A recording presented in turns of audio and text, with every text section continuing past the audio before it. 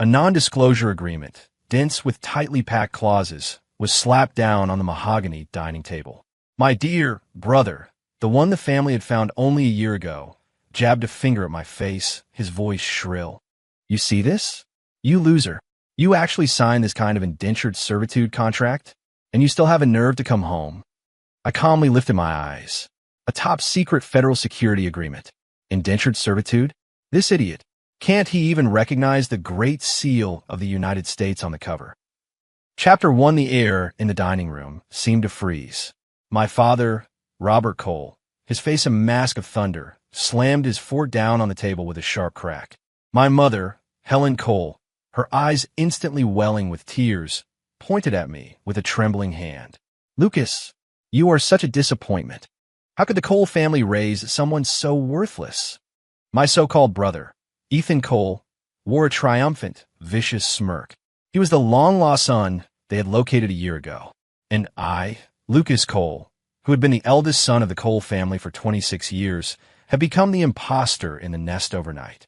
Bro, don't blame Mom and Dad for being angry.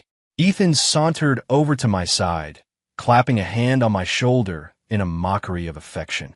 The force was heavy, insulting. If things weren't working out for you, you should have just come home and said so, he continued, his voice dripping with false sympathy. It's not like Mom and Dad can't afford to feed you. Why do you have to go and sign some shady contract? Did you get roped into a pyramid scheme or something? I lowered my gaze to the document he'd thrown on the table. The embossed federal seal and the gold-stamped words, top secret / SCI, seemed to reflect the cold light from the crystal chandelier above. Dr. Chun himself had handed this to me before I left the facility. It outlined my 3-month leave and a lifetime Level 1 security clearance. A pyramid scheme? With that kind of imagination, he should be writing novels. Then again, this works. The more they misunderstand, the more peaceful my 3-month vacation will be. I picked up the agreement, brushed off the non-existent dust, and folded it carefully, placing it in the inside pocket of my jacket. This is my private business. My voice was even. My calm demeanor clearly infuriated Ethan. He had expected shame, anger, excuses. I gave him none. It was like punching a pillow. Private business? Lucas, you're eating our food, living in our house. What private business do you have? My perpetually spoiled sister, Ashley, chimed in, her voice sharp. Exactly. Lucas, hurry up and give that contract to Dad. He can have his lawyer look it over. Don't get scammed and still help the scammers count their money. Who would give a real job to an unemployed bum who's been out of work for 5 years since college? I slowly raised my head, my gaze sweeping over my family. My father's fury, my mother's disappointment, my sister's contempt, and Ethan's undisguised glee. 5 years. For 5 whole years, I had burned the midnight oil at a research facility deep in the Rockies, working on the Chimera core processor. I thought I would at least be welcomed home. Apparently, that was too much to ask. I'm finished, I said, putting down my napkin and standing up. Enjoy your meal. Stop right there, Robert roared. What is this attitude? I don't have an attitude, I said, turning to face him. I'm just tired. I want to rest. Tired? What do you have to be tired about? You're a useless freeloader who does nothing but eat and sleep. What right do you have to be tired? Ethan's voice was laced with provocation. I ignored him and walked straight toward my room upstairs. My hand had just touched the doorknob when Ethan's voice echoed from behind me again. Oh, right. I forgot to tell you, he called out. That room is mine now. The maid already packed up your junk and threw it in the storage closet. I froze. My heart felt like it had been seized by an icy hand. I slowly turned around. Ethan was leaning against the banister, the posture of a triumphant victor.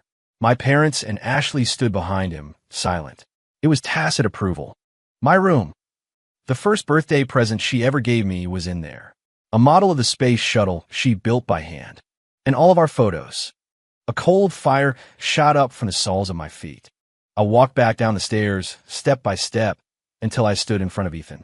He was half a head shorter than me, but puffed out his chest, trying to dominate me with his presence. What do you want? He blustered, a flicker of fear in his eyes. Gonna hit me? You dare? I'm the real Cole son. I smiled. A soft, cold smile. I just wanted to give you a heads up. I leaned in close, speaking in a voice only the two of us could hear. Throwing my things out is one thing, but you better pray that nothing is damaged. Otherwise, I'll show you what a physical layer data wipe feels like. Ethan's pupils contracted. He didn't know what a data wipe was, but he could feel the chilling menace in my words that made his skin crawl.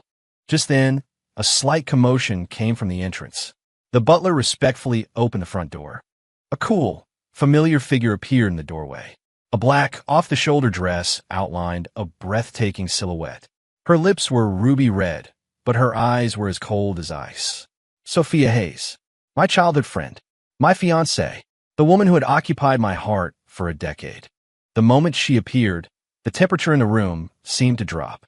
Ethan's eyes lit up instantly. He abandoned me and strutted over like a peacock. Sophia, you're here.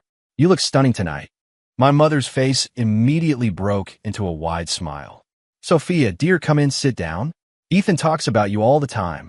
But Sophia's gaze passed over everyone and landed with pinpoint accuracy on me. In that instant, it was as if 1,000 years of ice melted in her cold eyes, a ripple of emotion appearing that even she didn't seem to notice. She ignored Ethan's outstretched hand. She ignored my parents' enthusiastic greeting. She walked straight toward me, step by step. Her heels clicked sharply against the marble floor. Click, clack, click. Every sound seemed to stomp on the hearts of Ethan and my family. Finally, she stopped in front of me. Under everyone's shocked gaze, she reached out and gently smoothed a tiny wrinkle on my collar. Then, in a voice that was almost a whisper, tinged with a hint of longing and hurt, she spoke.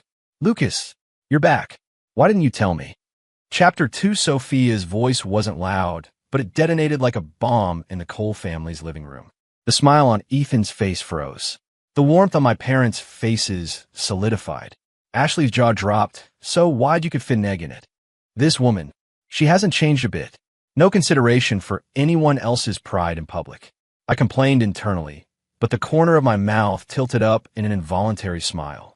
I caught the hand that was fussing with my collar. Her hand was cool to the touch. I just got back. My phone was dead. I offered a flimsy excuse. Sophia squeezed my hand tightly, her grip firm. Is that so? She raised a delicate eyebrow, her expression screaming. Keep lying. This is entertaining. I was starting to think some vixen out there had stolen your heart, and you'd forgotten you had a fiancé waiting for you at home.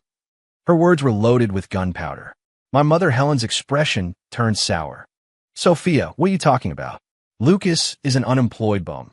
What vixen would want him? Our Ethan, on the other hand, is a rising star. He's the vice president of Cole Industries now. The line of girls chasing him stretches from downtown all the way to the suburbs. Her statement managed to belittle me while elevating Ethan, all while hinting to Sophia that Ethan was the superior choice.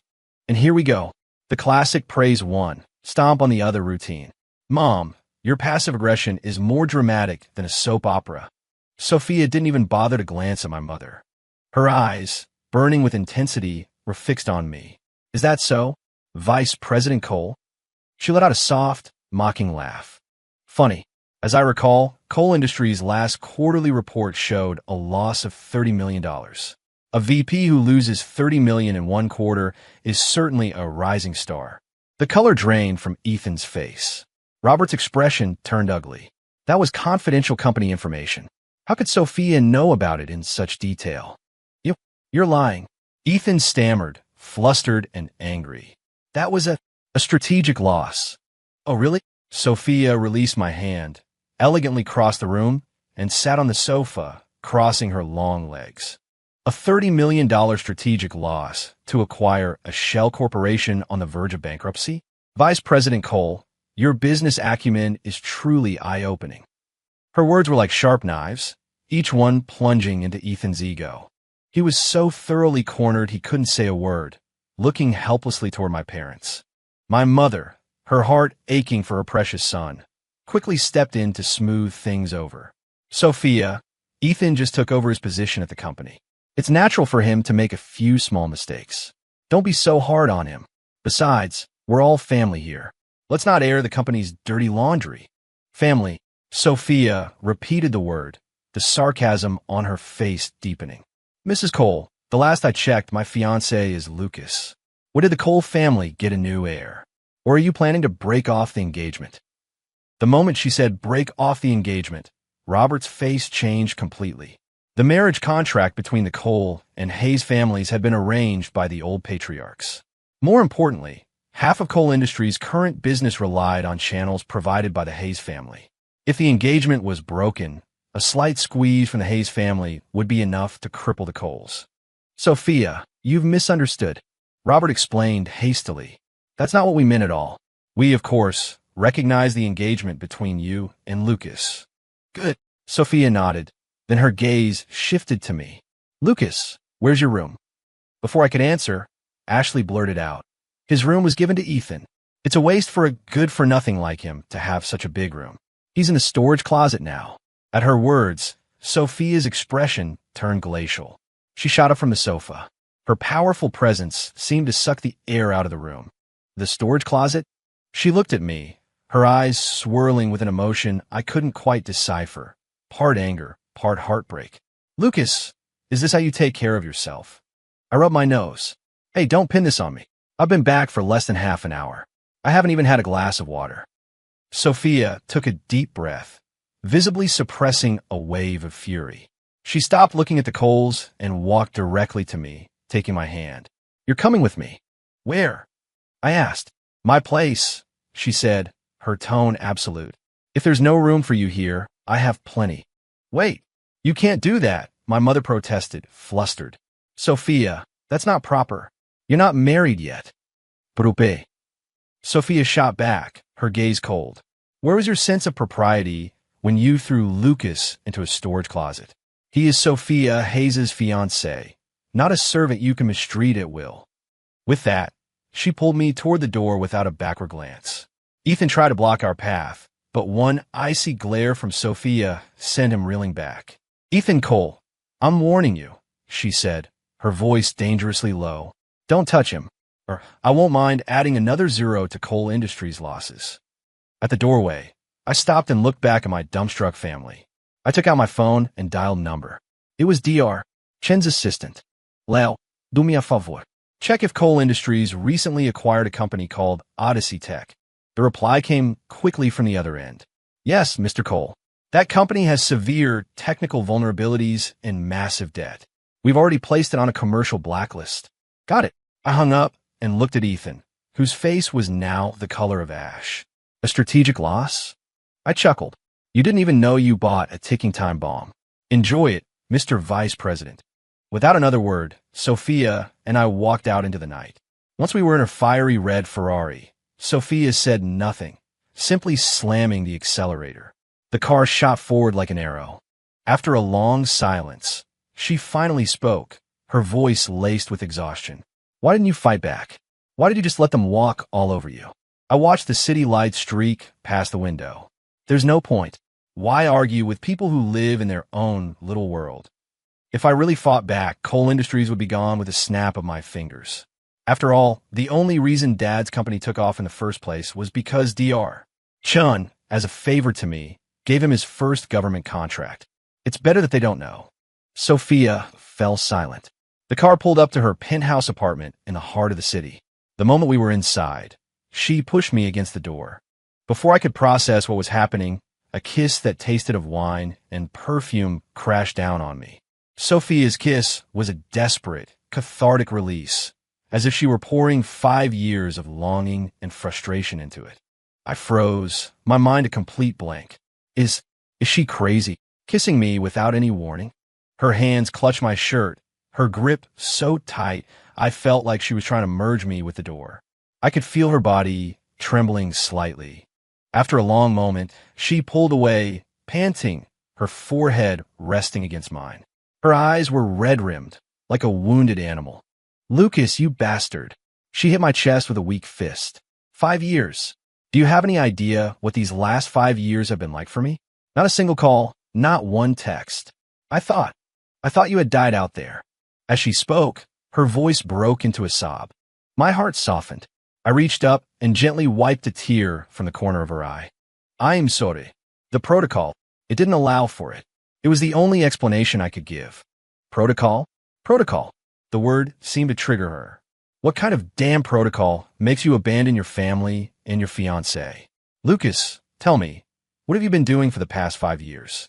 Was it like they said? You were just messing around, accomplishing nothing? I looked into her tear-filled eyes and remained silent. How could I tell her? How could I explain that I wasn't messing around, but forging the nation's sharpest sword? That the technology one held in my hands could shift the global balance of power? I couldn't. I couldn't say a single word.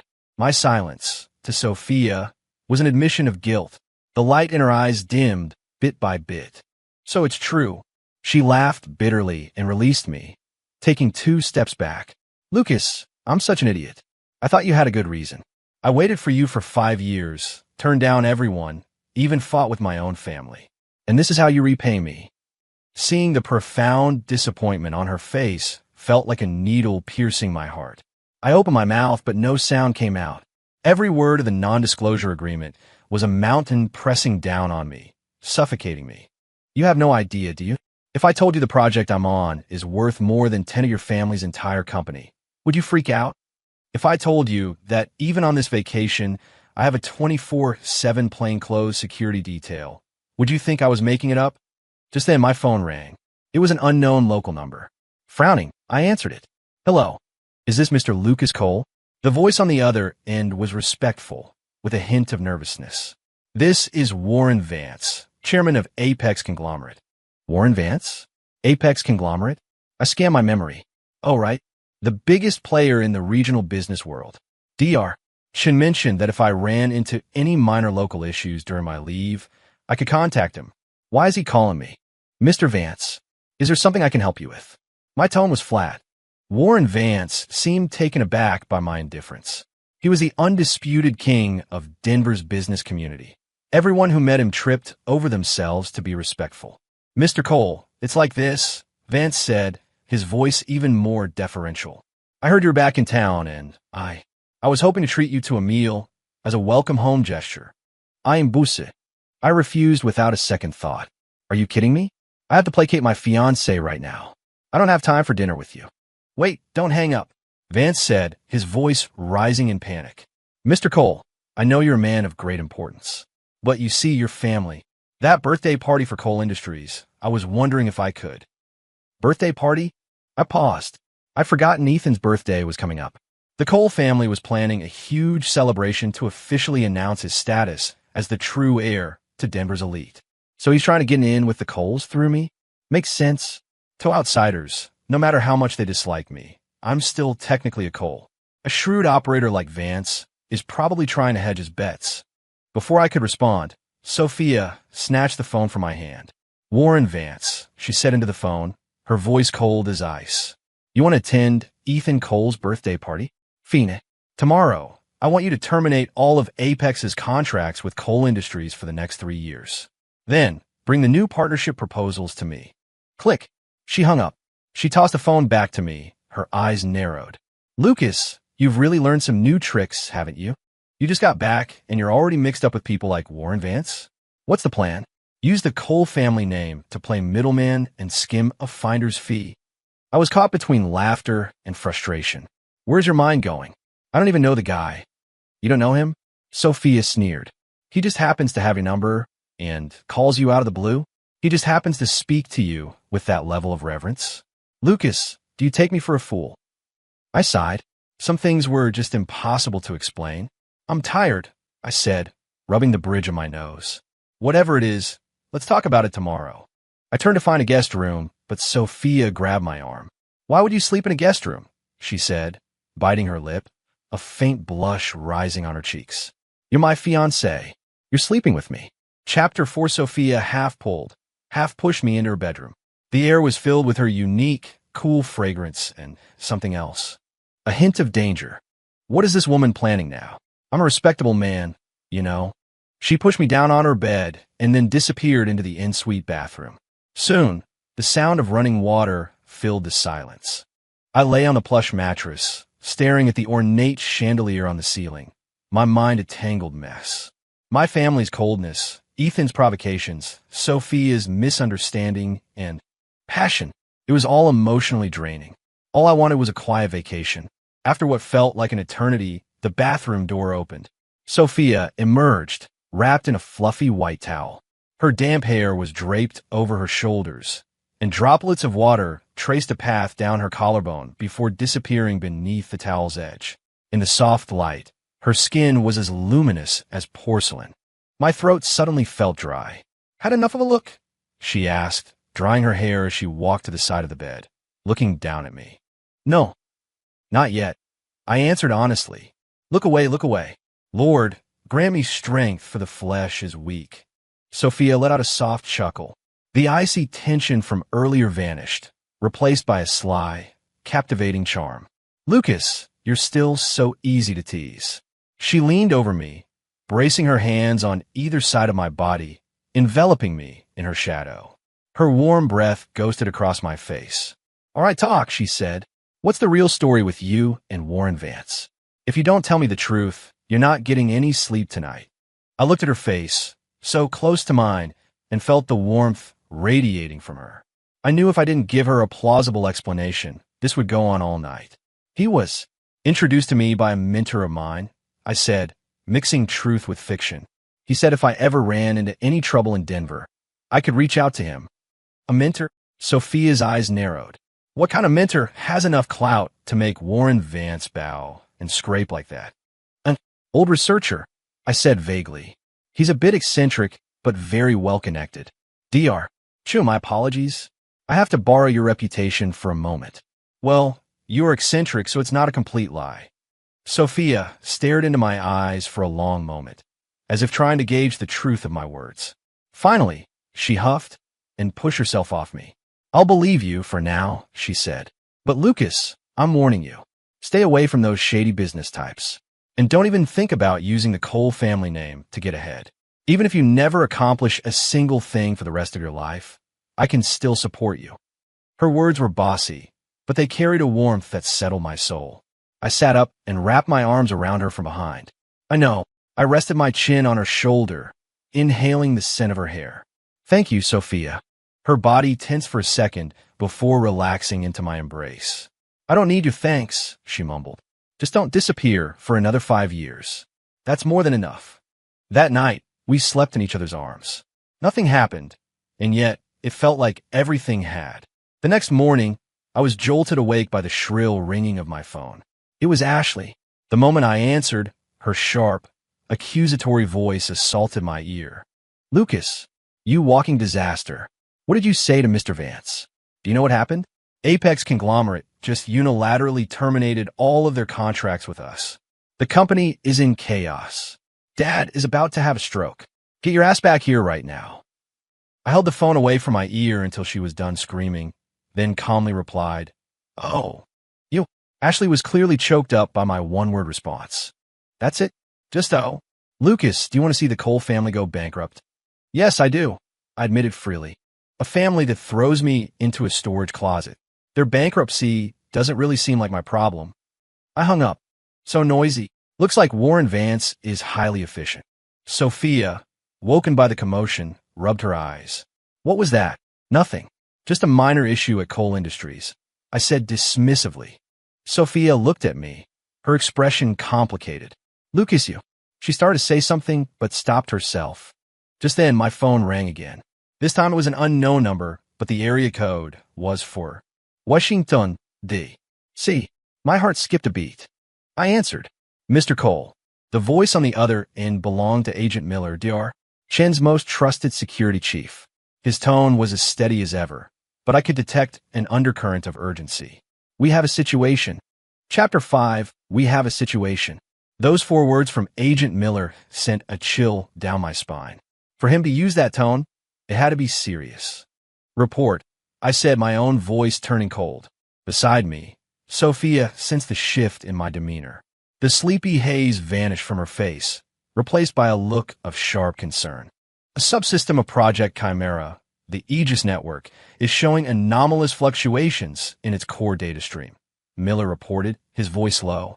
"We've traced the last known point of origin for the signal anomaly to Denver, and it has multiple ties to that company Cole Industries just acquired, Odyssey Tech." My pupils constricted. Project Chimera was the culmination of my 5 years of work. The Aegis network was its civilian-grade peripheral security system.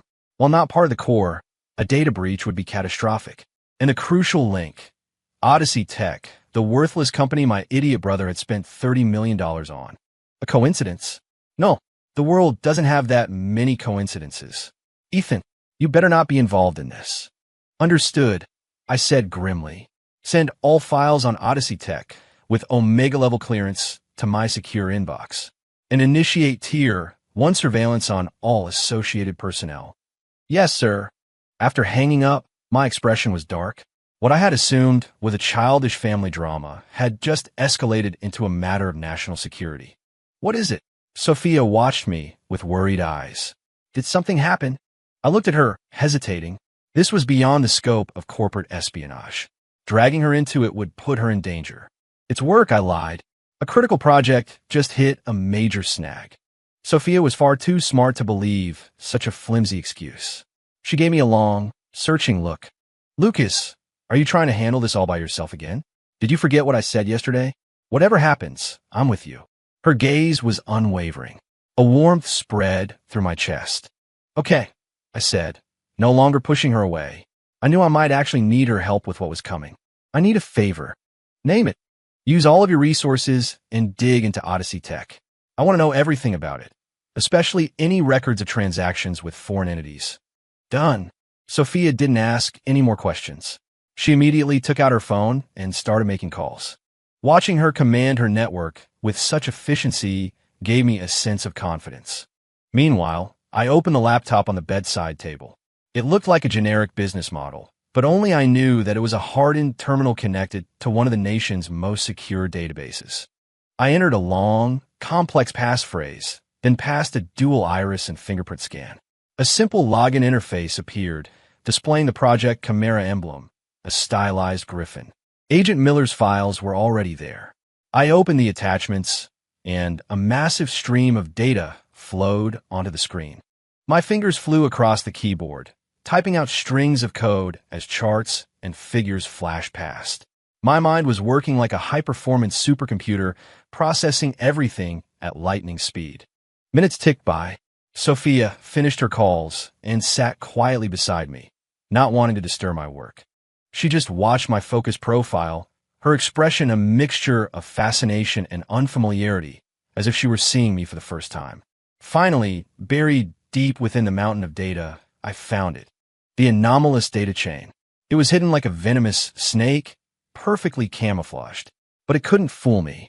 I had written the system's source code myself. I followed the thread, tracing it back to its origin. A name slowly came into focus. An unexpected name. Ethan Cole. No, to be precise, it was someone close to Ethan. An assistant who had been with him for years. So it was you? You hid yourself well. A cold smirk touched my lips. Just then, another call came from the Cole house. This time, it was my father, Robert. His voice was thick with exhaustion and rage. Lucas, you get back here right now. Do you have any idea how much damage you've caused the company? What in God's name did you say to Warren Vance and Sophia? I leaned back against the headboard, my tone flat. I told you, it has nothing to do with me. Nothing to do with you? Rich, coming from you. Robert laughed, a harsh, bitter sound. You think you're a big shot now, don't you? Don't you forget who raised you. I'm telling you, you will be at Ethan's birthday party tonight. Not only will you be there, but you will personally apologize to Mr. Vance and Sophia. If you don't, you will never set foot in this house again. He slammed the phone down. I held the phone, my face impassive. A birthday party. Fina. It was time to drag some of the rats out of the shadows. I turned to Sophia. Tonight, I need you to come with me somewhere. The Cole family birthday party? Sophia asked. Yeah, to crash it. Her eyes lit up. I smiled. No, to catch a traitor. Chapter 6. The birthday party for Ethan Cole was held at Denver's most exclusive 5-star hotel. The entire top-floor ballroom had been booked for the occasion, a glittering affair packed with the city's elite. Robert and Helen Cole stood at the entrance, beaming as they greeted their guests. Ethan, dressed in a bespoke suit, held court like a prince, surrounded by a crowd of fawning heirs and socialites. Ethan, my man, this is incredible. Denver hasn't seen a party like this in years. Seriously, with you at the helm, the future of coal industries is bright. Ethan puffed out his chest, a smug grin on his face. Oh, just my parents spoiling me. His eyes scanned the crowd, searching for one person. He was looking for Sophia. In his mind, her presence tonight would be the ultimate seal of approval from the Hayes family, cementing his status as the undisputed leader of his generation. Just then, a stir went through the entrance of the ballroom. All eyes turned to see Sophia and me walking in side by side. I was dressed casually in a simple white button-down and slacks, a stark contrast to the black-tie opulence of the event. But Sophia, at my side, instantly captured everyone's attention. She wore a stunning black mermaid gown that was both elegant and mysterious. With no makeup on, she was still more captivating than any other woman in the room. Her arrival cast a shadow over everyone else. Ethan's eyes nearly popped out of his head. He immediately pushed through his circle of friends and rushed over. Sophia, you came. I knew you would. His voice was a mix of giddy excitement and pure showboating. Sophia, however, didn't even grant him a glance. She simply tightened her arm around mine and walked straight past him as if he were a piece of furniture. Ethan's triumphant smile froze on his face. The entire ballroom had witnessed the snub. The atmosphere turned awkward in a heartbeat. Whispers erupted in the corners. Isn't that the adopted son? What's he doing here with Sophia Hayes? I have no idea. They look awfully close, though. This is getting good. The real heir versus the fake one, fighting over the same woman. Robert and Helen's faces turned grim. They hurried over. Lucas, what are you doing here? Helen hissed under her breath. You're the ones who told me to come, remember? I retorted. We told you to come and apologize, not to ruin the party. Robert was trembling with rage. And look at what you're wearing. Have you no shame? You're an embarrassment to this family. I looked down at my clothes.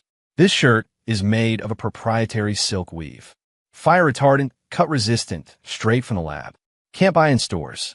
These pants are made of a climate-controlled material, warm in the winter, cool in the summer. They're probably worth more than this hotel. Embarrassing? I think they're fine. Dad, Mom, I began calmly. I came today to give a gift. A gift?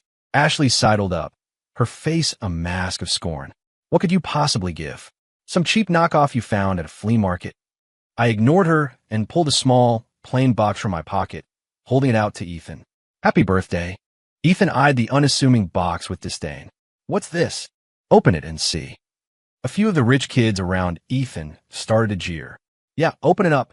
Let's all see what kind of world-shattering gift a guy who's been unemployed for 5 years can come up with. Goaded by the crowd, Ethan reluctantly opened the box. Inside, nestled on a piece of foam, was a USB flash drive. It was the most generic kind you could imagine, black, plastic, completely unremarkable. The ballroom fell silent. Then, after a few seconds, it erupted in laughter. Ha ha, a flash drive. Am I seeing this right? Oh my God, that has to be the saddest birthday present I have ever seen. Ethan, your brother's really something else. Ethan's face turned a shade of crimson. The humiliation was palpable. He slapped the USB drive out of the box, sending it skittering across the marble floor. Lucas, are you trying to humiliate me? He roared, pointing a trembling finger at me. My mother was so angry her lips turned white. You insolent brat. You came here just to cause trouble. My father was so furious he raised his hand to strike me. I'll kill you. His hand never landed. A stronger hand shot out and gripped his wrist. Warren Vance, the chairman of Apex Conglomerate. He had appeared by our side at some point. He held my father's wrist in a death grip, his own face pale and beaded with sweat. Mr. Cole, don't. You mustn't. Everyone froze. Why on earth would Warren Vance defend a nobody like Lucas? Vance ignored the shocked stares. He let go of my father's wrist, and then, to the absolute horror of everyone present, he bent down. Carefully, almost reverently, he picked up the flash drive Ethan had knocked to the floor. He used the sleeve of his expensive suit to wipe away the dust. Then, holding the USB drive in both hands, he walked over to me and bowed deeply. His waist was bent at a perfect 90-degree angle. His voice trembled with a mixture of fear and awe. Mr. Cole, this This gift is far too valuable. He is not worthy of it. Warren Vance's words struck the ballroom like a bolt of lightning. The entire hall fell into a dead, stunned silence. Everyone stared at Vance as if he had lost his mind. This was Warren Vance, the titan of Denver's business world, a man whose influence was felt in every corner of the state. And here he was, bowing to Lucas Cole, that worthless freeloader, claiming a cheap flash drive was too valuable. Had the world gone mad? Robert and Helen Cole were utterly dumbfounded, their minds unable to process the surreal scene unfolding before them. Ethan was even worse, his face ashen, his lips trembling as he struggled to form a coherent thought. He couldn't fathom why Vance would be so terrified of Lucas. "Mr. Vance, what were you doing?" Robert stammered. "Have you mistaken him for someone else?" Mistaken him? Vance whirled around, glaring at Robert as if he were an imbecile. "I would recognize Mr. Cole if I were ash in an urn." He turned back to me, resuming his deep bow.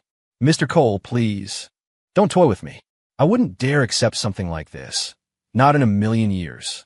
Watching him practically soil himself, I spoke calmly. "It's not for you. It's for my dear brother." My gaze shifted to Ethan.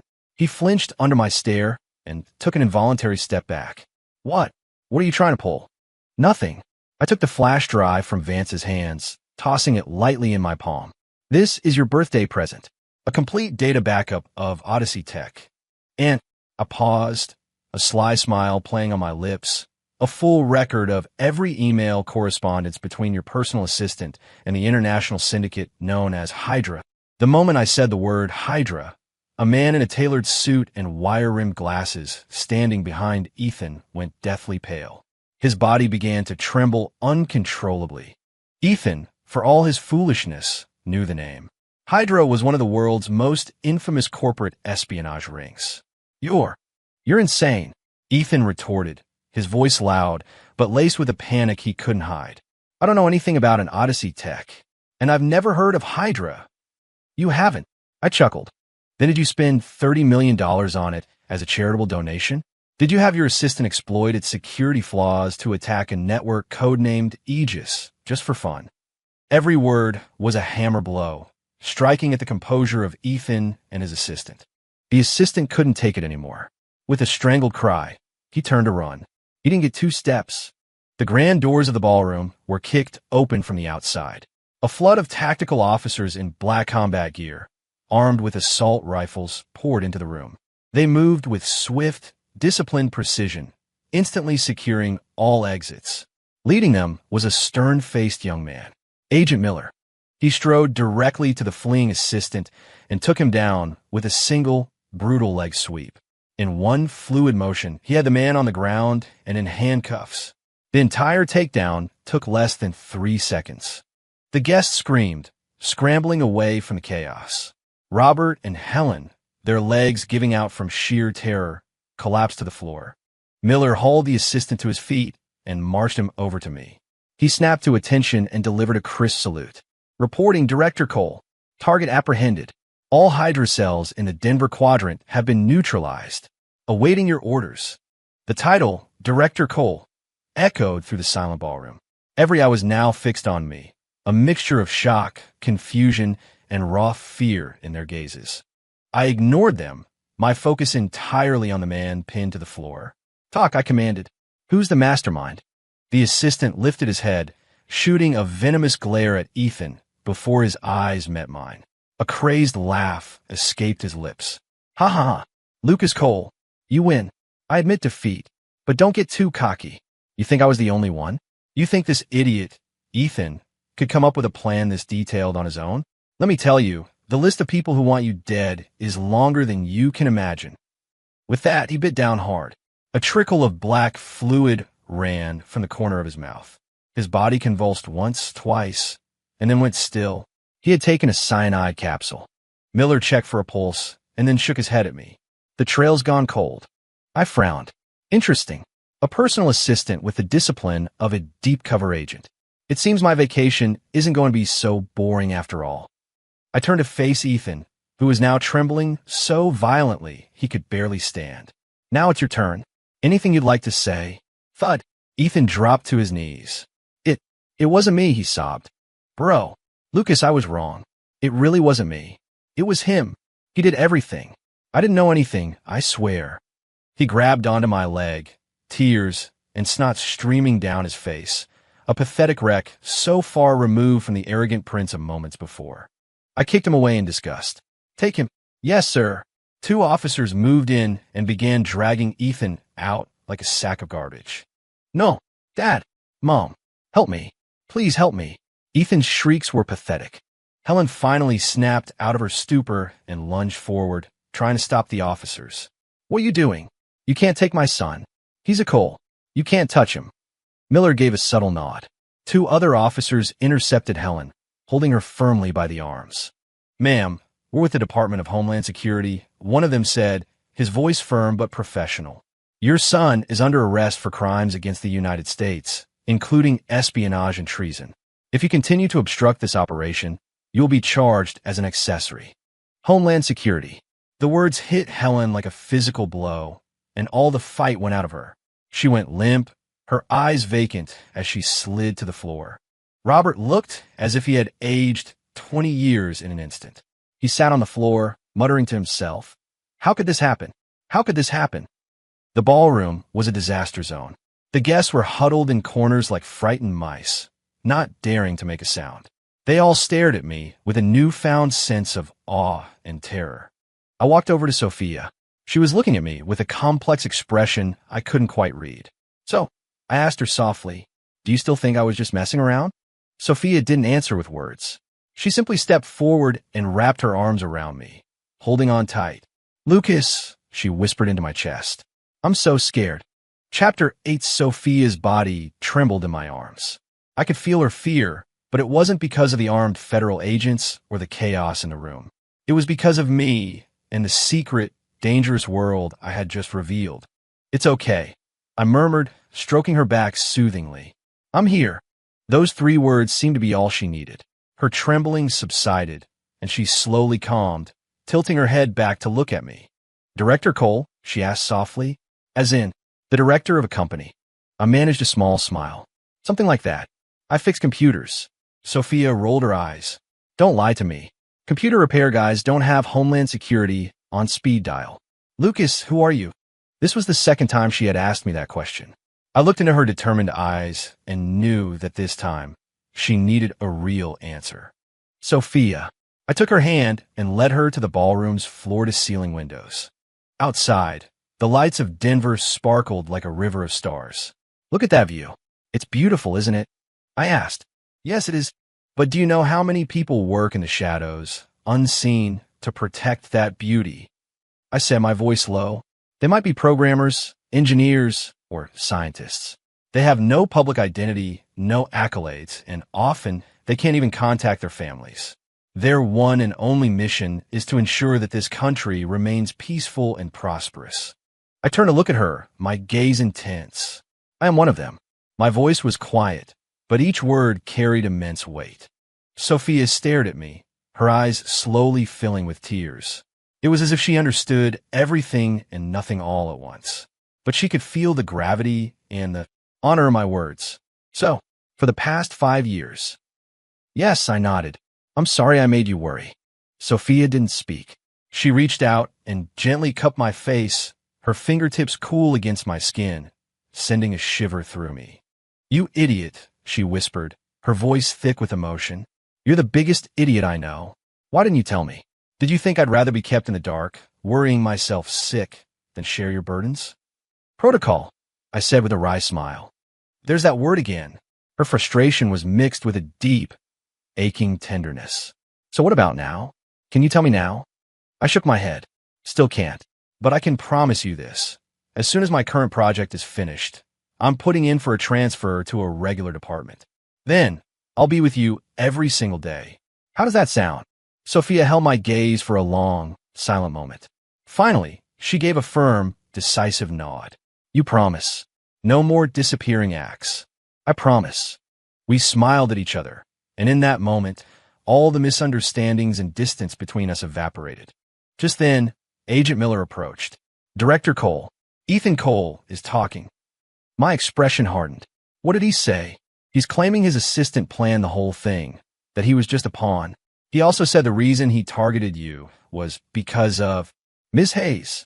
Miller glanced at Sophia, hesitating. Continue. He said he felt you didn't deserve Ms. Hayes, and that he was the only one worthy of being with her. I almost laughed. That's his excuse? That's impressively pathetic. Willing to commit treason and endanger national security over a woman. That logic or lack thereof definitely runs in the family. Is that all? I asked, unconvinced. He implicated one other person, Miller said, his expression turning strange. Who? Your sister, Ashley Cole. Ashley, I was stunned. He said Ashley was the one who told him how close you and Ms. Hayes were. She convinced him that if he could ruin your reputation, he would have a chance with her. Furthermore, the idea to acquire Odyssey Tech was also hers. She kept telling him the company had some secret tech that could make Cole Industries a global player. I fell silent, a profound coldness spreading through me. I never imagined Ashley would be involved. The little sister I had doted on my entire life, the one I always brought back unique gadgets for my travels. She had conspired against me to help a real brother she had known for barely a year. The chill was bone deep. Lucas, Sophia squeezed my hand, which had grown cold. I turned and offered her a weak smile that felt more painful than a grimace. I'm Fiancée. I took a deep breath and turned back to Miller. Take Ethan and Ashley into custody. I'll interrogate them myself. Yes, sir. I turned and walked toward my parents, who were still slumped on the floor, their faces tear-streaked and their eyes hollow with despair. There was a time when they were the two people in the world who loved me most. What had changed them so completely? Was it blood ties? Or just a simple, cruel favoritism? I stopped in front of them. Dad, Mom. My voice was devoid of emotion. Do you regret it now? Chapter 9. Regret it. Helen Cole looked up as if she'd heard the world's cruelest joke. Her bloodshot eyes locked onto me with pure venom. Lucas, you have the audacity to ask if we regret it? If it weren't for you, would Ethan have been arrested? If it weren't for you, would our family be in this mess? Your curse. A walking disaster. She shrieked like a madwoman, her words clawing at the air. I watched her, and the last embers of warmth I held for her turned to ash. Even now, it's my fault. In their eyes, the adopted son is always wrong. Their biological son, even after committing treason, is the innocent victim. Helen, that's not fair. Sophia couldn't stand it anymore. It was Ethan and Ashley who conspired to harm Lucas. How can you twist that into being his fault? You shut up. Helen rounded on Sophia. You ungrateful brat. We practically raised you. If you hadn't been leading Lucas on, would Ethan have done something so stupid? You're a witch. You. Sophia was white with fury. I gently pulled her back, shaking my head. Then, I turned my attention to Robert. He was calmer than Helen, but the resentment in his eyes was just as potent. Lucas, he began, his voice raspy. I know you're powerful now. You have the government behind you. We can't fight you. But don't forget, Ethan is my biological son.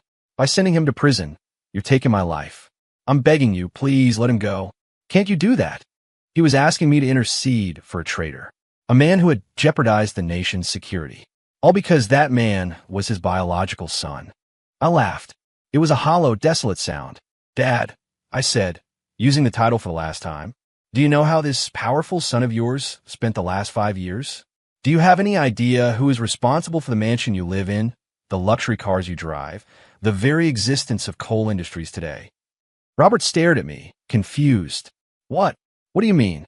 Instead of answering directly, I looked toward Warren Vance, who was still trying to make himself invisible in a corner. Mr. Vance, why don't you tell him? Vance jumped, then scurried over, his eyes filled with a reverence greater than any he would show his own father. Mr.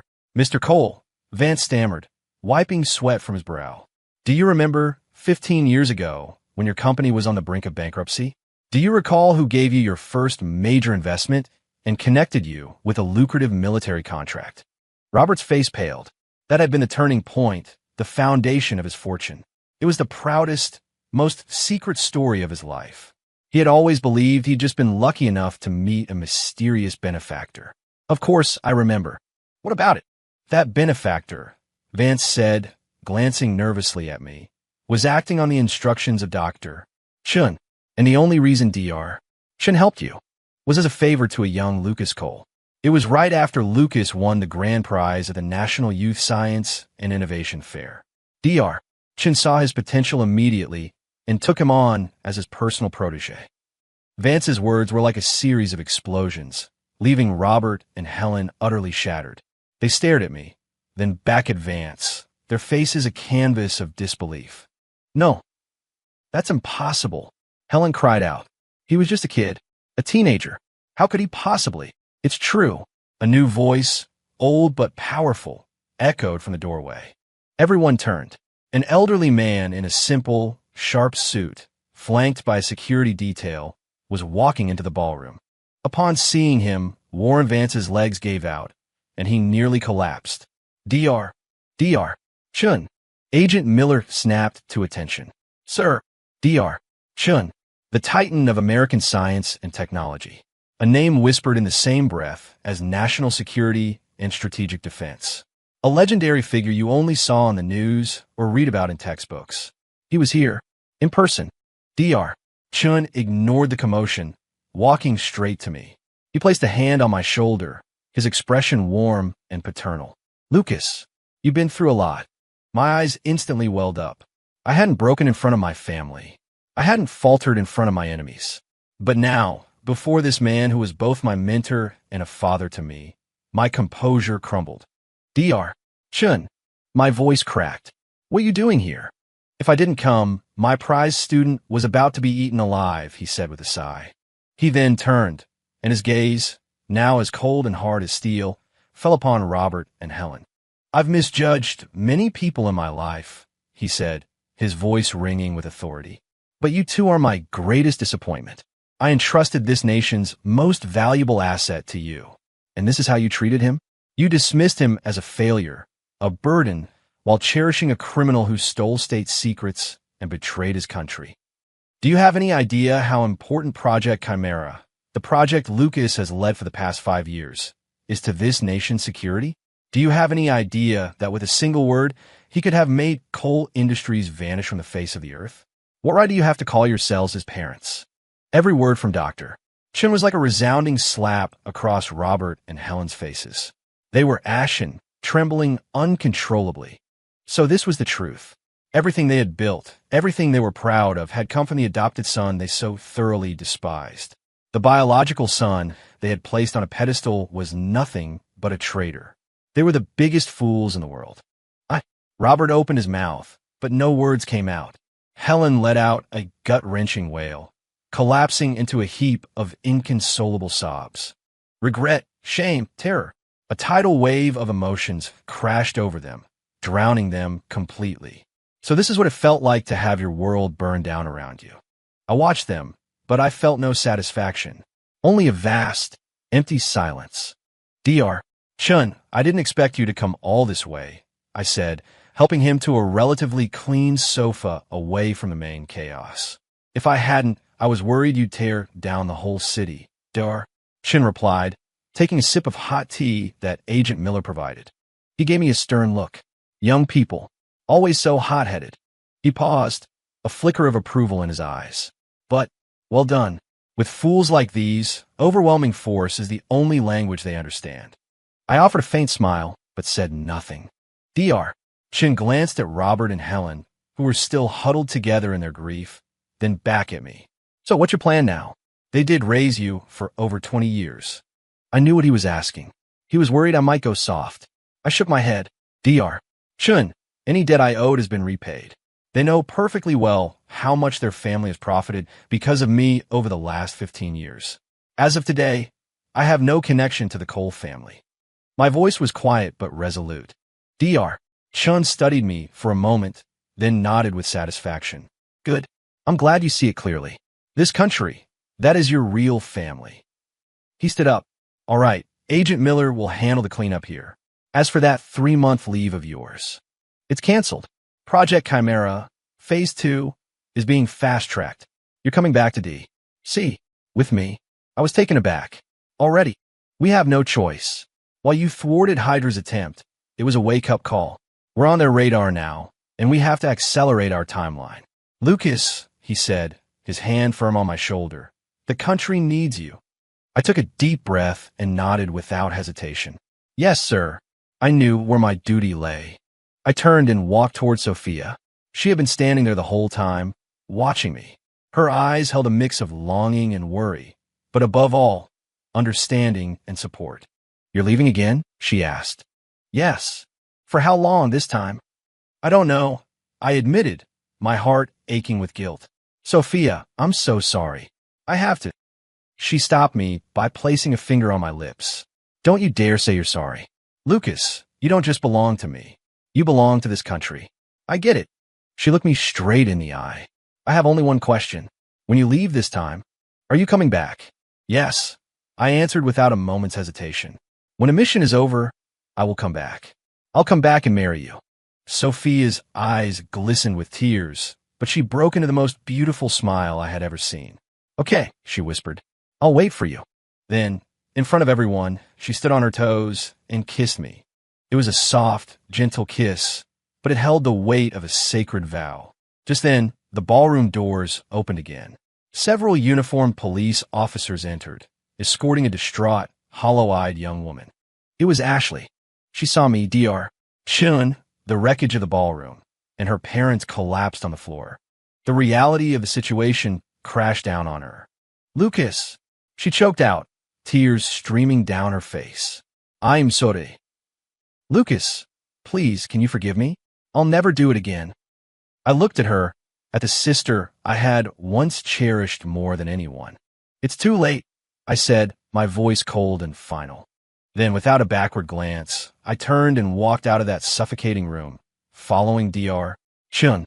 Outside, a fleet of black sedans with government plates was waiting. A door opened and I got in.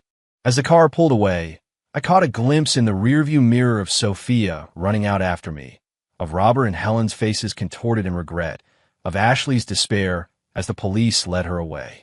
The glittering hotel, once a symbol of prestige, now looked like a cage. Everything faded into the distance, like a surreal, painful dream. I closed my eyes and leaned back against the seat. Goodbye, Denver. Goodbye to that ridiculous past. My true journey was just beginning. Chapter 11. Returning to Washington, D.C.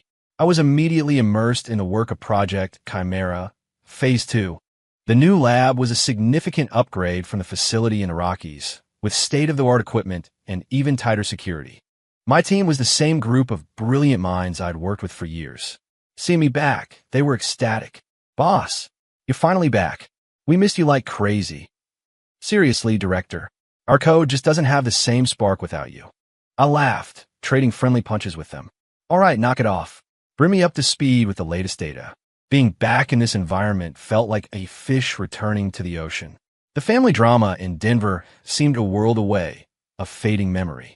I poured every ounce of my energy into the research. Days were spent in heated debates with my team over minute details and complex algorithms. Nights were spent alone in my office, building new theoretical models from mountains of data. It was exhausting, but it was fulfilling. This was my real life. Agent Miller visited once to deliver the final report from Denver. Ethan Cole, convicted of espionage and treason, had received a life sentence without the possibility of parole. Ashley, for her role as an accomplice, received a 10-year sentence, reduced for her cooperation in detailing the full extent of Ethan's crimes. Coal Industries was investigated for a host of financial crimes, ultimately leading to its bankruptcy and liquidation. Robert and Helen Cole had lost everything overnight. After selling all their assets to pay off corporate debts, they were forced to move from their mansion into a small, rundown apartment.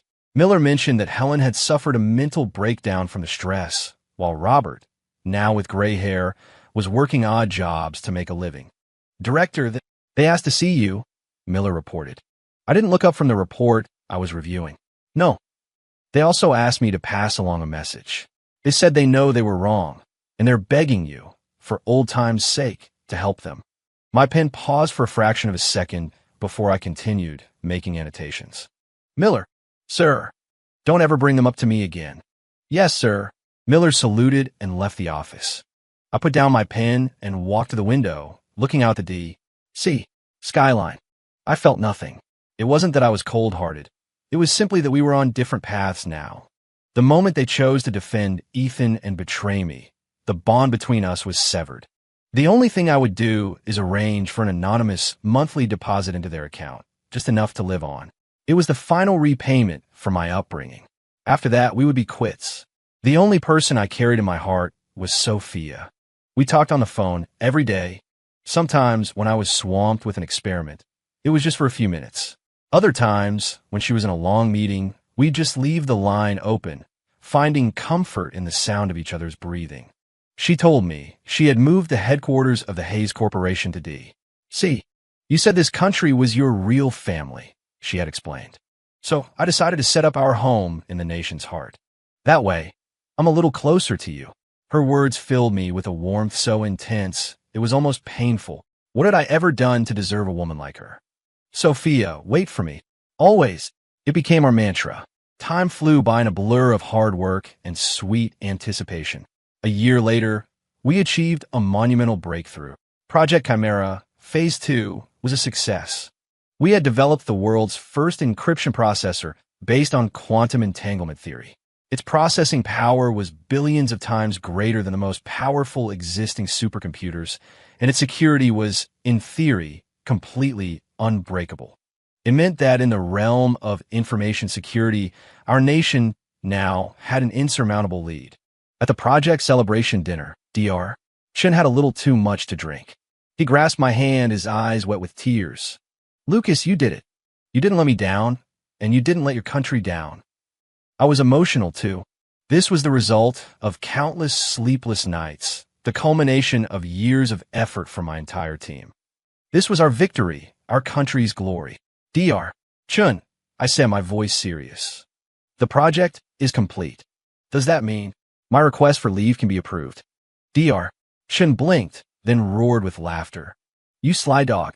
So that's what you were waiting for. Approved. Absolutely approved. Take 3 months. No, take 6. Now go and bring that beautiful fiancée of yours back here as your wife. Yes, sir. I saluted, my heart soaring. An image of Sophia's face filled my mind. Sophia, I'm coming home. And this time, I'm not leaving. Chapter 12. I didn't tell Sophia I was coming back. I wanted it to be a surprise. I got the address of her new company from Agent Miller. It was a gleaming skyscraper in the heart of D.C. as Financial District. Engraved above the entrance were the words, the Hayes Coal Group. She had used both our names. I stood on the sidewalk, looking up at the shining letters, a profound softness filling my chest. That amazing, foolish woman. I walked into the lobby. The receptionist politely stopped me. Good afternoon, sir. Do you have an appointment? I'm here to see Sophia Hayes. And your name is? Lucas Cole.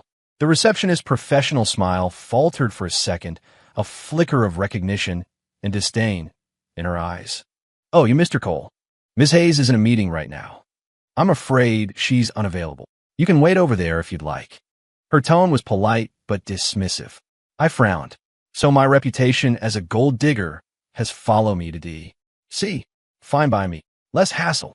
I nodded and took a seat in the designated waiting area. A few minutes later, a sharp-looking young man in an expensive suit approached me. He looked down his nose at me. You're Lucas Cole? I am. I'm Leo Grant, Ms. Hayes' executive assistant. He adjusted his glasses and pulled a check from his jacket pocket. This is $50 million. Leave her. She deserves better. I stared at the check and felt an urge to laugh. Here we go again. The same old tired script. Why do these people always think money is the answer to everything? I didn't take the check. And if I say no? Leo's expression hardened. Mr. Cole, I suggest you be reasonable. You and Ms. Hayes are from different worlds. You bring nothing to the table but dead weight.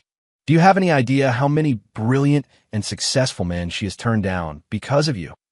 Heirs to some of the most powerful families in this city. Do you really think you're worthy of her? His words were meant to sting. But I felt no anger, because, from a certain point of view, he was right. In the eyes of the world, I wasn't worthy of her. But what did that matter? Our love didn't need the world's approval. Are you finished? I asked calmly. Because if you are, I'd like you to get out of my way. I'm going to see her now. You. Leo was flabbergasted by my audacity, his face turning red. Just as he was about to say more, the doors to the main conference room opened. Sophia emerged, surrounded by her executive team. She looked tired, but she was still so beautiful it took my breath away. Her eyes scanned the lobby, and then they found me. In that single instant, every trace of exhaustion vanished from her face, replaced by pure, unadulterated joy. "Lucas!" She cried out my name and, casting aside all professional decorum, lifted the hem of her skirt and ran toward me. In front of the entire lobby staff and her top executives, she threw herself into my arms, holding me as if she would never let go. "You're back," she whispered, her voice thick with unshed tears. "I'm back," I said, holding her tight, feeling as if I held the entire universe. Leo Grant, the executive assistant, stood frozen in place, utterly petrified. The $50 million check slipped from his fingers and fluttered to the floor, a ridiculous testament to his misjudgment. I held Sophia, kissing her forehead gently. "Sophia, marry me." I had no flowers, no diamond ring, just those three simple, sincere words. She pulled back, looking up at me with tear-filled eyes. She didn't say yes. She answered with her actions. Standing on her toes, she pulled my head down and kissed me, harder and more passionately than ever before. The lobby erupted in thunderous applause and cheers. I knew, in that moment, that a new chapter of my life had begun. A chapter filled with her, with love, and with a true home. Behind me stood a grateful nation, and in my arms I held my entire world.